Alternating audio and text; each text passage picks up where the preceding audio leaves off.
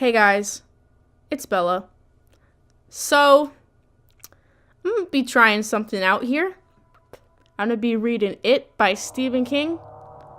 It's a little experiment because I've been trying to grow my channel past where it is now for the past year, and it has not been working. So, I'm gonna try reading It by Stephen King, and I hope you guys enjoy. And if enough of you like this, then I will continue to read the entire book. Part 1. The Shadow Before. They begin. The perfections are sharpened. The flower spreads its colored petals, wide in the sun. But the tongue of the bee misses them. They sink back into the loom, crying out. You may call it a cry that creeps over them, a shiver, as they wilt and disappear. William Carlos Williams.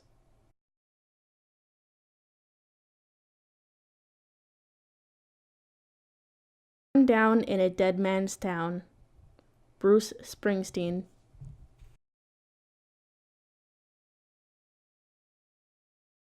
Chapter 1. After the Flood, 1957. The terror, which would not for another 28 years, if it ever did end, begin. So far as I know, or can tell, with a boat made from a sheet of newspaper floating down a gutter swollen with rain. The boat bobbed, listed, righted itself again, dived bravely through the treacherous whirlpools, and continued on its way down Witcham Street, toward the traffic light, which marked the intersection of Witcham and Jackson. The 3 vertical lenses on all sides of the traffic light were dark, this afternoon in the fall of 1957, and the houses were all dark too. There had been steady rain for a week now, and 2 days ago the winds had come as well. Most sections of Derry had lost their power then, and it was not back on yet. A small boy in a yellow slicker and red galoshes ran cheerfully along beside the newspaper boat. The rain had not stopped, but it was finally slackening. It tapped on the yellow hood of the boy's slicker, sounding to his ears like a rain on a shed roof, a comfortable, almost cozy sound. The boy in the yellow slicker was George Denbrough. He was 6. His brother William, known to most of the kids at Derry Elementary School, and even to the teachers, who would never have used the nickname to his face, as Stuttering Bill, was at home, hacking out the last of the nasty case of influenza. In that autumn of 1957, 8 months before the real horrors began, and 28 years before the final showdown, Stuttering Bill was 10 years old. Bill had made the boat beside which George now ran. He had made it sitting up in bed, his back propped against a pile of pillows, while their mother played Fur-Elise on the piano in the parlor, and rain swept restlessly against his bedroom window. About 3/4 of the way down the block, as one headed toward the intersection and the dead traffic light, Witcham Street was blocked of motor traffic by smudge pots and 4 orange sawhorses. Stenciled across of the horses was Derry Depth of Public Works. Beyond them, the rain had spilled out of gutters, clogged with branches and rocks, and big sticky piles of autumn leaves. The water had first pried finger holds in the paving, and then snatched whole, greedy handfuls. All of this by the 3rd day of the rains. By noon of the 4th day, big chunks of the street's surface were boating through the intersection of Jackson and Witcham, like miniature whitewater rafts. By that time, many people in Derry had begun to make nervous jokes about arcs. The Public Works Department had managed to keep Jackson Street open, but Witcham was impossible from the sawhorses all the way to the center of town. But everyone agreed the worst was over. The Kendaskig stream had crested just below its banks, in the barrens and bare inches below the concrete sides of the canal, which channeled it tightly as it passed through downtown. Right now, a gang of men, Zach Denbrough, George's, and Bill's father, were removing the sandbags they had thrown up the day before with such panicky haste. Yesterday, overflow and expensive flood damage had seemed almost inevitable. God knew it had happened before. The flooding in 1931 had been a disaster which had cost millions of dollars, almost 24 lives. That was a long time ago. But there were still enough people around who remembered it to scare the rest. One of the flood victims had been found 25 miles east in Bucksport. The fish had eaten this unfortunate gentleman's eyes, 3 of his fingers, his penis, and most of his left foot. Clutched in what remained of his hands had been a Ford steering wheel. Now, though, the river was receding, and when the new Bangor hydro dam went in upstream, the river would cease to be a threat. Or so said Zach Denbrough, who worked for Bangor Hydroelectric. As for the rest, well, future floods could just take care of themselves. The thing was to get through this one, to get the power back on, and then to forget it. In Derry, such forgetting of tragedy and disaster was almost an art, as Bill Denbrough would come to discover in the course of time. George paused, just beyond the sawhorses at the edge of a deep ravine that had been cut through the tar surface of Witcham Street. This ravine ran on an almost exact diagonal. It ended on the far side of the street, roughly 40 feet farther down the hill from where he now stood, on the right. He laughed aloud, the sound of solitary, childish glee, a bright runner in that gray afternoon, as a vagary of the flowing water took his paper boat into a scale model rapids, which had been formed by the break in the tar. The urgent water had cut a channel which ran along the diagonal, and so his boat traveled from one side of Witcham Street to the other, the current carrying it so fast that George had to sprint just to keep up with it. Water sprayed out from beneath his galoshes in muddy sheets. Their buckles made a jolly jingling as George ran toward his strange death, and the feeling which filled him at that moment was clear and simple love for his brother Bill. Love, and a tough regret that Bill couldn't be here to see this and be part of it. Of course, he would try to describe it to Bill when he got home, but he knew he wouldn't be able to make Bill see it the way Bill would have been able to make him see it if their positions had been reversed. Bill was good at reading and writing, but even at his age, George was wise enough to know that wasn't the only reason why Bill got all A's on his report cards, or why his teachers liked his composition so well. Telling was only part of it. Bill was good at seeing. The boat nearly whistled along the diagonal channel, just a page torn from the classified section of the Derry News. But now, George imagined it as a PT boat in a war movie, like the ones he sometimes saw down at the Derry Theater with Bill at Saturday matinees. A war picture with John Wayne fighting the Japanese. The prow of the newspaper boat threw sprays of water to either side as it rushed along, and then it reached the gutter on the left side of Witcham Street. A fresh streamlet rushed over the break in the tar at this point, creating a fairly large whirlpool. And it seemed to him that the boat must be swamped and capsized.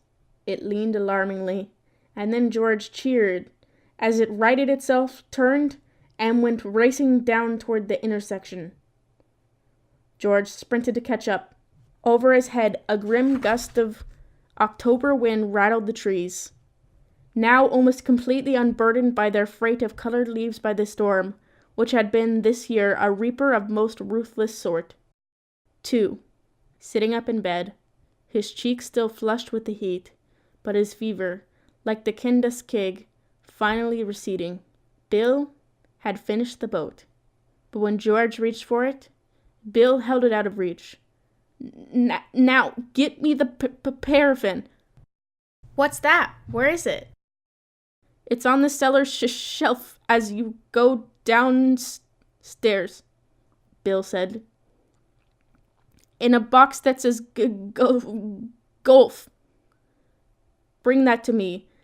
And a knife, and a bowl, and pack of matches. George had gone obediently to get these things. He could hear his mother playing the piano. Not for Elise now, but something else. He didn't like it so well. Something that sounded dry and fussy. He could hear rain flickering steadily against the kitchen windows. These were comfortable sounds, but the thought of the cellar was not a bit comfortable. He did not like the cellar, and he did not like going down the cellar stairs, because he always imagined there was something down there in the dark. That was silly, of course. His father said so, and his mother said so, and even more important, Bill said so. But still, he did not like opening the door to flick on the light because he always had the idea. This was so exquisitely stupid he didn't dare tell anybody. That while he was feeling the light switch, some horrible clawed paw would settle lightly over his wrist and then jerk him down into the darkness that smelled of dirt and wet and dim rotted vegetables. Stupid. There were no things with claws, all hairy and full of killing spite. Every now and then, someone went crazy and killed a lot of people. Sometimes Chet Huntley told about such things on the evening news. And of course, they were commies. But there was no weirdo monster living in the cellar. Still, the idea lingered. In those moments, while he was groping for the switch with his right hand, his left arm curled around the door jamb in a death grip. Oh, that cellar smell seemed to intensify until it filled the world. Smells of dirt and wet and long-gone vegetables would merge into an unmistakable, ineluctable smell, the smell of the monster. It was the smell of something for which he had no name. The smell of it, crouched and lurking and ready to spring. A creature which would eat anything, but which was especially hungry for boy meat.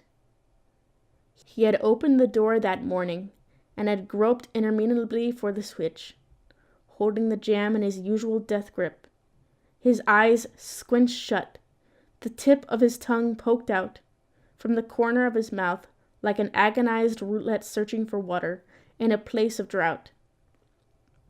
Funny. Sure, you betcha, look at it. Georgie's scared in the dark. What a baby.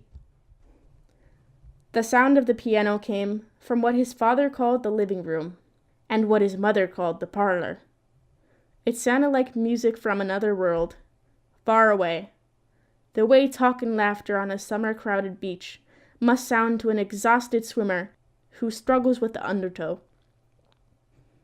His fingers found the switch. Ah, they snapped it.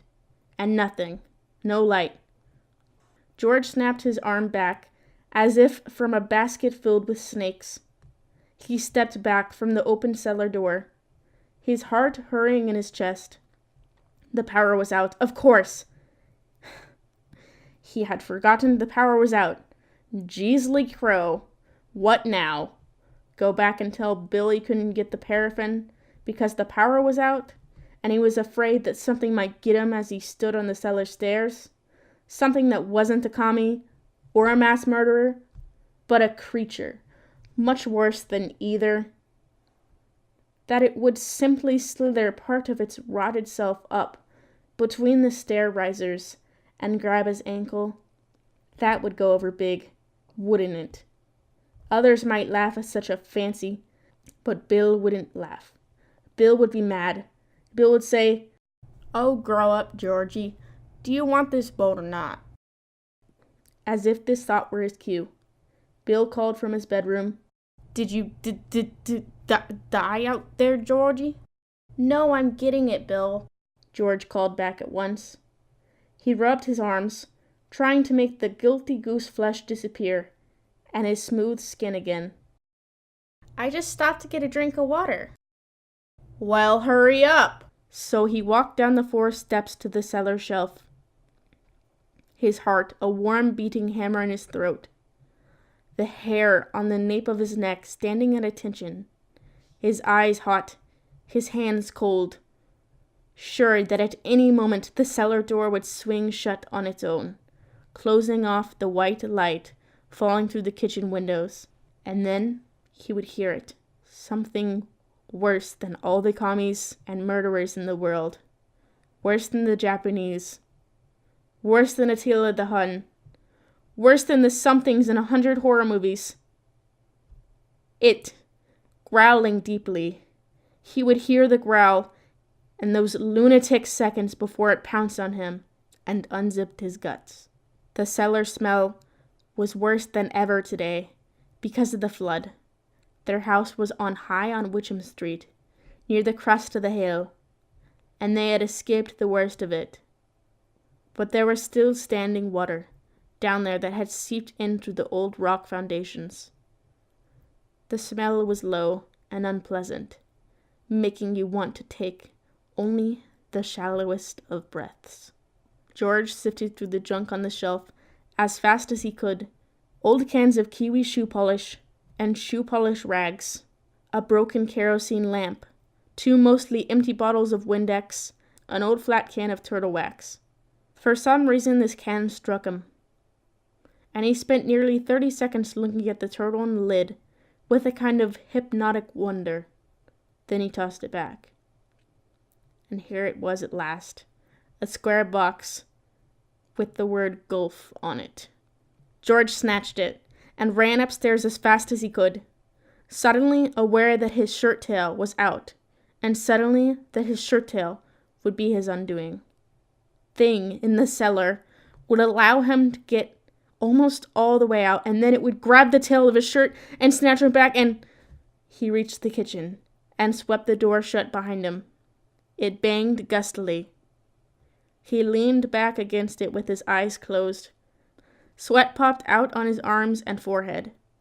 The box of paraffin gripped tightly in one hand. The piano had come to a stop, and his mother's voice floated to him. "Georgie, can you slam that door a little harder next time? Maybe you could break some of the plates in the Welsh dresser if you really tried." "Sorry, Mom," he called back. "Georgie, you waste," Bill said from his bedroom. He pitched his voice low so their mother would not hear. George snickered a little. His fear was already gone.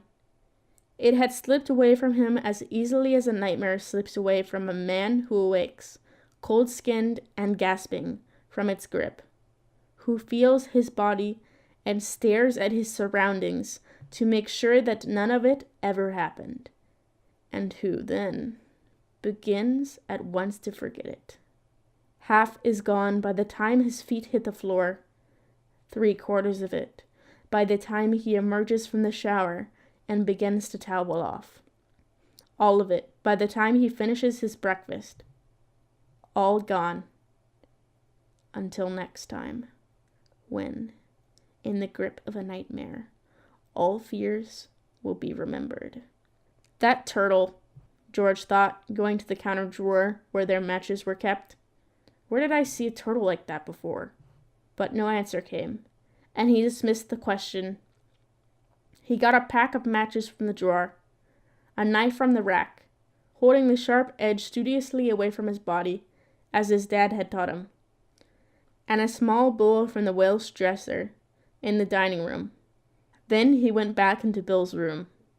What an a-hole you are, Georgie, Bill said, amiably enough, and pushed back some of the sick stuff on his night table. An empty glass, a pitcher of water, Kleenex, books, a bottle of Vicks Vapor Rub, the smell of which Bill would associate all his life with thick, flaming chests and snotty noses. The old Philco radio was there, too, playing not Chopin or Bach, but a Little Richard tune. Very softly, however, so softly that Little Richard was robbed of all his raw and elemental power. Their mother, who had studied classical piano at Juilliard, hated rock and roll. She did not merely dislike it, she abominated it.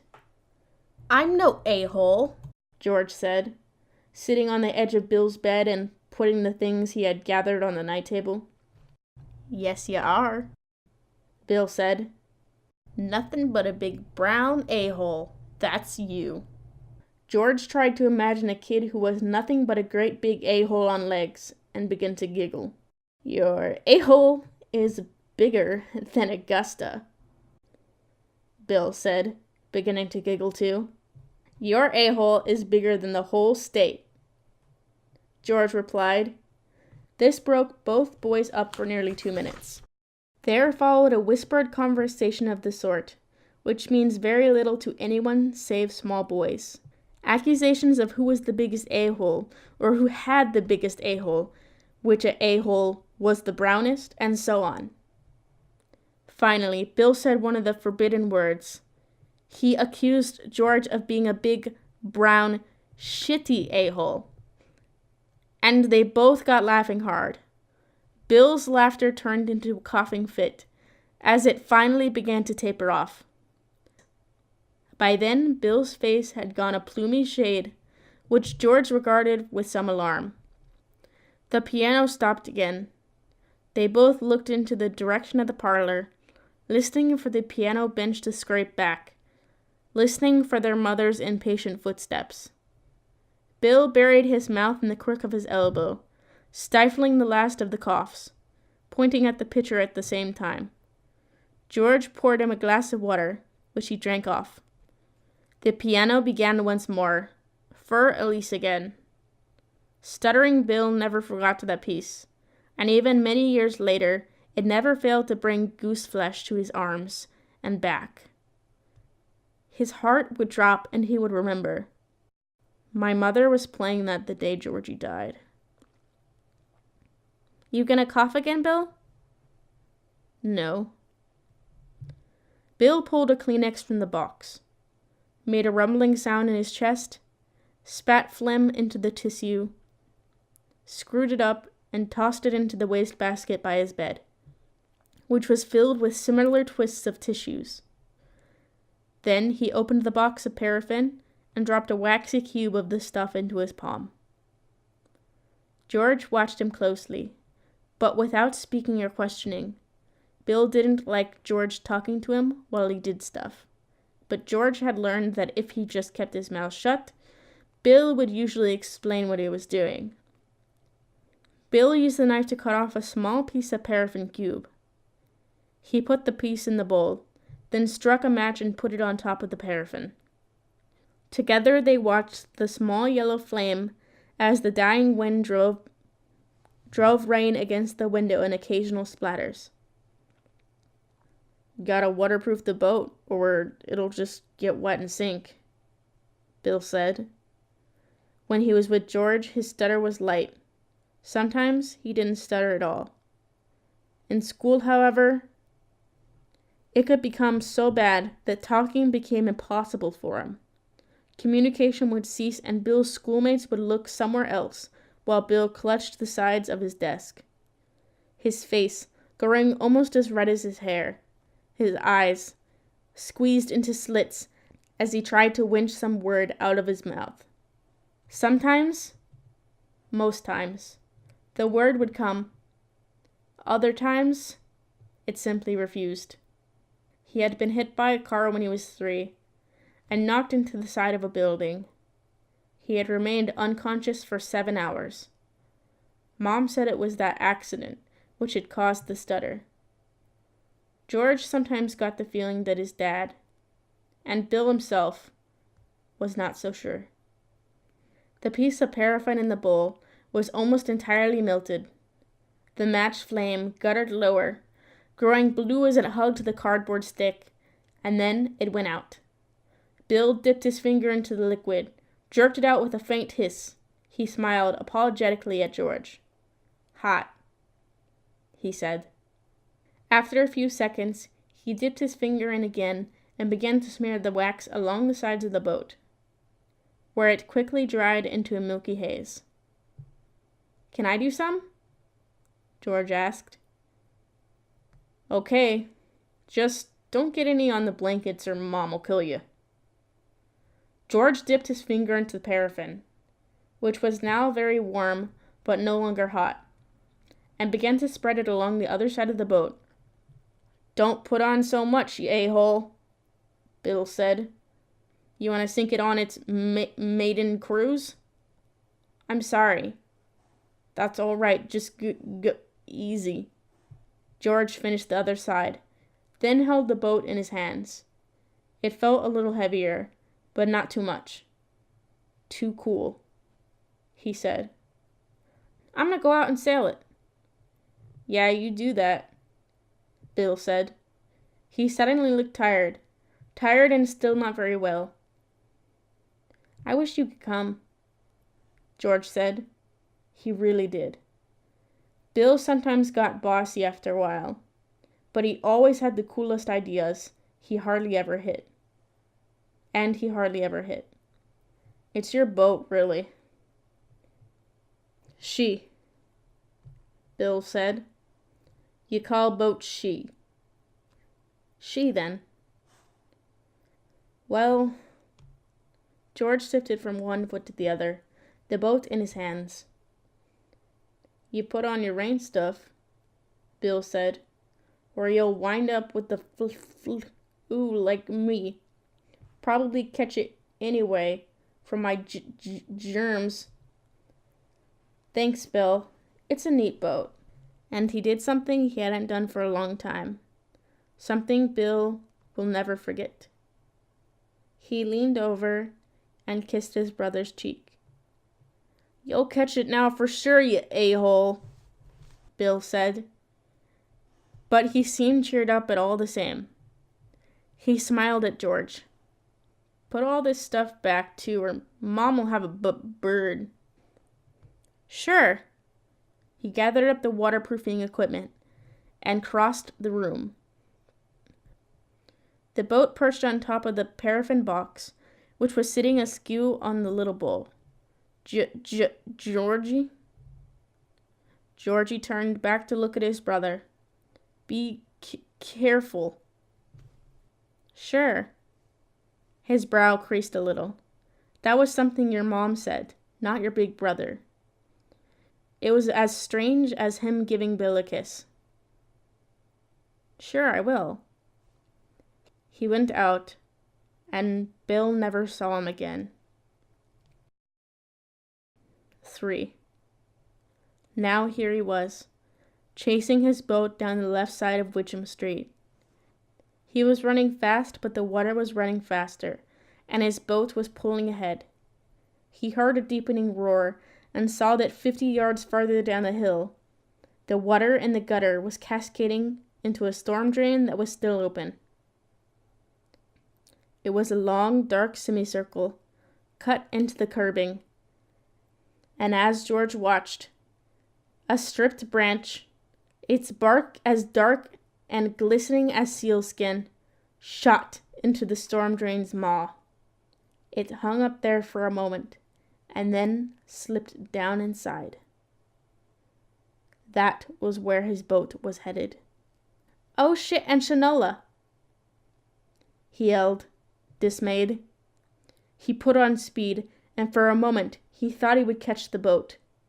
Then one of his feet slipped and he went sprawling, skinning one knee and crying out in pain.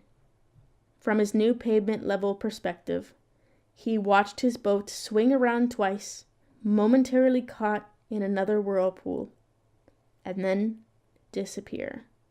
"Shit and Shanola!" he yelled again, and slammed his fist down on the pavement. That hurt too, and he began to cry a little. What a stupid way to lose a boat. He got up and walked over to the storm drain. He dropped on his knees and peered in. The water made a dank, hollow sound as it fell into the darkness.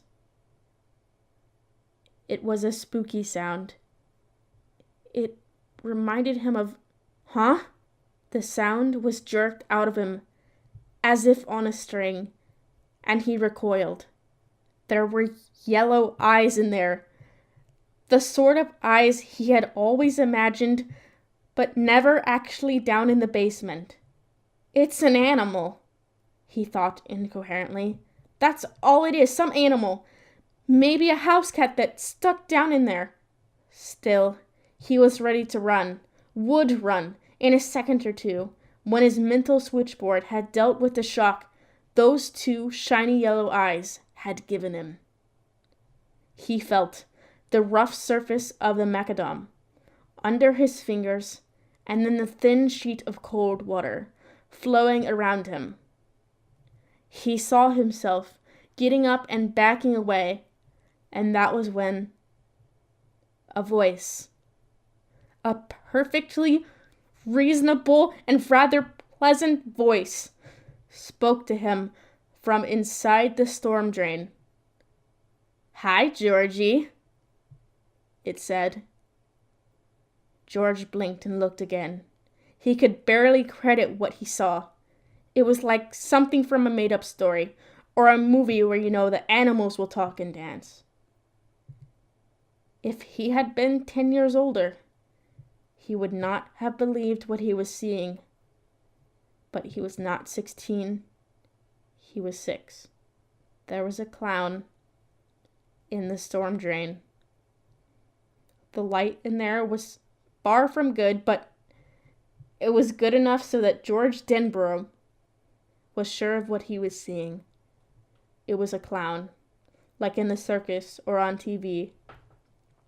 In fact, he looked like a cross between Bozo and Clarabelle, who talked by honking his, or was it her? George was never really sure of the gender. Horn on the howdy-doody Saturday mornings. Buffalo Bob was just about the only one who could understand Clarabelle, and that always cracked George up. The face of the clown in the storm drain was white. There were fluffy tufts of red hair on either side of his bald head. And there was a big clown smile painted over his mouth.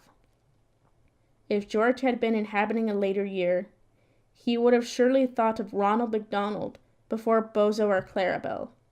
The clown held a bunch of balloons, all colors, like gorgeous ripe fruit in one hand. In the other, he held George's newspaper boat. "Want your boat, Georgie?"